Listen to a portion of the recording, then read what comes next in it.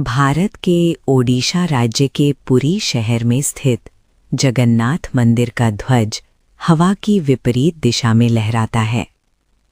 ये इस मंदिर के कई आश्चर्यजनक और रहस्यमयी तथ्यों में से एक है। सामान्य तौर पर किसी भी कपड़े या झंडे को हवा के बहाव की दिशा में उड़ना चाहिए, लेकिन जगन्नाथ मंदिर के शिखर पर लगा पतित पावन ध्वज हमेशा हवा के रुख के विपरीत लहराता है। इस ध्वज से जुड़े अन्य रोचक तथ्य। दैनिक परिवर्तन। इस ध्वज को हर दिन बदला जाता है। ऐसी मान्यता है कि अगर एक दिन भी ध्वज नहीं बदला गया तो मंदिर अगले 18 वर्षों के लिए बंद हो जाएगा। उल्टी चढ़ाई। मंदिर के पुजारी हर दिन लगभग 45 मंजिला ऊंची दीवार पर उल्टा चढ़कर ध्वज बदलते हैं। विशाल आकार। ये ध्वज इतना बड़ा होता है कि इसे दूर से भी आसानी से देखा जा सकता है और इसके बीच में नील चक्र स्थित है। पुरी मंदिर के साथ कई ऐसी बातें जुड़ी हैं जिनका विज्ञान के पास भी स्पष्ट जवाब नहीं है। छाया का न बनना। कहा जाता है कि मुख्य मंदिर के गुंबद की परछाई दिन के किसी भी समय जमीन पर नहीं पड़ती। हवाई वर्जित क्षेत्र।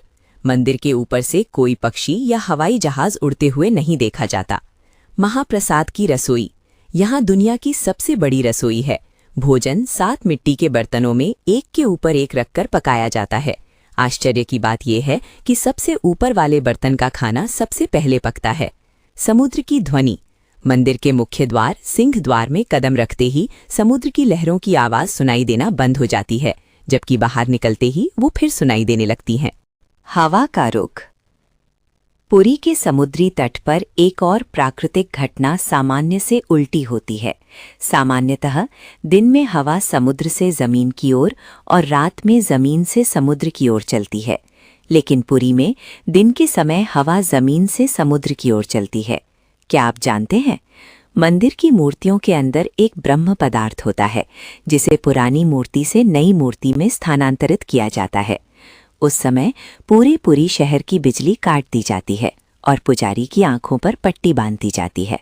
जगन्नाथ मंदिर का सबसे बड़ा और गहरा रहस्य ब्रह्म पदार्थ और नवकलेवर अनुष्ठान ही है। ये एक ऐसी प्रक्रिया है जिसे आज तक किसी बाहरी व्यक्ति ने नहीं देखा। यहाँ इस रहस्यमयी प्रक्रिया के बारे में विस्तार से जानकारी दी गई है। 1. नवकलेवर क्या है? हिंदू धर्म के अनुसार जैसे इंसान अपना शरीर बदलता है, वैसे ही भगवान जगन्नाथ भी अपना शरीर बदलते हैं। इस प्रक्रिया को नवकलेवर कहा जाता है। ये हर 12 से 19 साल के अंतराल पर तब होता है जब आषाढ़ मास में 2 महीने पड़ते हैं। पिछली बार ये 2015 में हुआ था। हाथों में दस्ताने। पुजारी अपने हाथों पर मोटे कपड़े या दस्ताने लपेटता है ताकि वो उस पदार्थ को स्पर्श तो कर सके लेकिन पहचान न सके। अनुभव। जिन पुजारियों ने इसे बदला है उनका कहना है कि ये हाथ में लेने पर किसी जीती जागती चीज़ जैसा महसूस होता है जो धड़क रही हो, जैसे कोई खरगोश या धड़कता हुआ दिल। मूर्तियों का निर्माण। इन मूर्तियों को बनाने के लिए किसी भी नीम की लकड़ी का उपयोग नहीं होता। इसके लिए खास दारू चुना जाता है जिसमें ये लक्षण होने चाहिए। पेड़ पर शंख, चक्र और गदा के प्राकृतिक निशान हों। उस पेड़ पर कभी किसी पक्षी ने घोंसला न बनाया हो। पेड़ के पास सांपों का बिल होना अनिवार्य माना जाता है। पुरानी मूर्तियों का क्या होता है? पुरानी मूर्तियों को मंदिर परिसर के अंदर ही कोयली बैकुंठ नामक स्थान पर जमीन में दफना दिया जाता है। कहा जाता है कि नई मूर्तियां स्थापित होने से पहले पुरानी मूर्तियां अपने आप ही टूटने या गलने लगती हैं।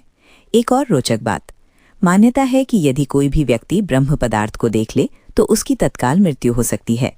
यही कारण है कि शासन और मंदिर प्रशासन इस प्रक्रिया को अत्यंत गुप्त रखते हैं।